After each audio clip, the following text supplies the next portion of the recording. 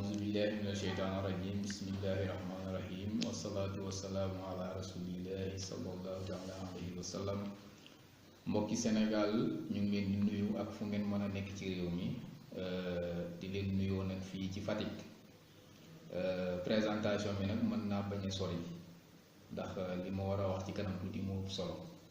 Man Mamadou Faye laa tudd, ci ñi nga xam ne xamuñu ma damay def émission histoire du Sine di ko defee rajo Ndefleng, waaye foofu nag séeréer laay wax te ñu bëri dañ may reproché ne ma li ngay wax bëgg nañoo xam lan la, ndax am na séeréer yoo xam ne dégguñu séeréer, du ci ñoom nag am na ñoo xam ne du ñu ay séeréer dëkkuñu Sine, mais histoire du Sine da leen intéressé parce que ay leçons yi nen la, ay valeur la yoo xam ne dañ ko war a xam. Loolu nag moo poussé ma def YouTube bi aussi li may def ca rajo ba rek daanaka moom laa fiy def, waaye maanaam loolu dañoo bëgg mu gën a yaatu. Léegi nag fii danañ fi waxtaanee lu bare ci histoire du Sine.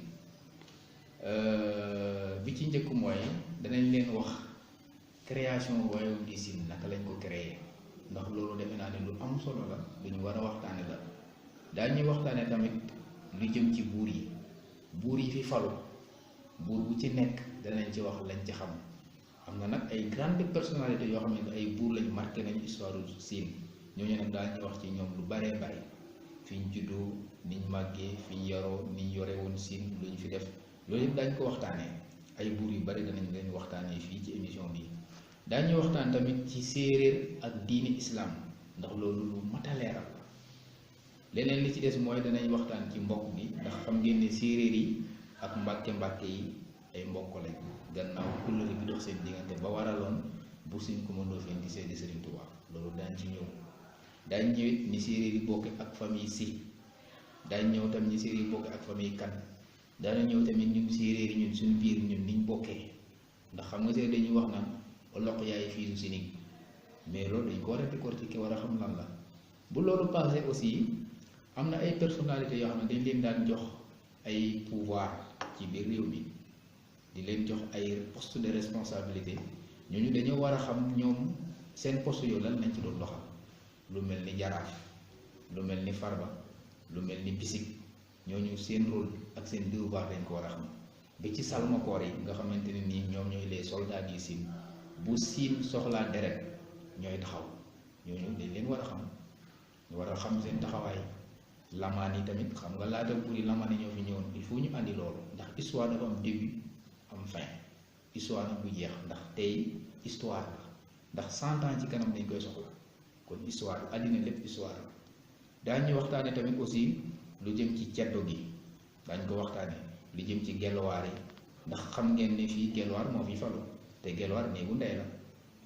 te boo demee ci yeneen royaume yu fu mel ni Kajoor geño la ñuy fal, mais fii benn ndey mooy falu. loolu aussi lu ñu war a waxtaane la, nit ñi war koo xam.